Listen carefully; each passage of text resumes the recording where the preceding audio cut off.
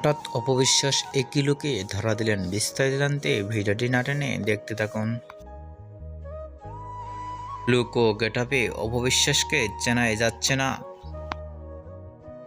ভিন্ন ভিন্ন লুক ও প্রকাশ করেন অপবিশ্বাস সোশ্যাল মিডিয়ায় ভিডিও দিয়ে। অনেক সুন্দর লেগে থাকে অপবিশ্বাসকে তার লুক ও গেটআপ দেখে।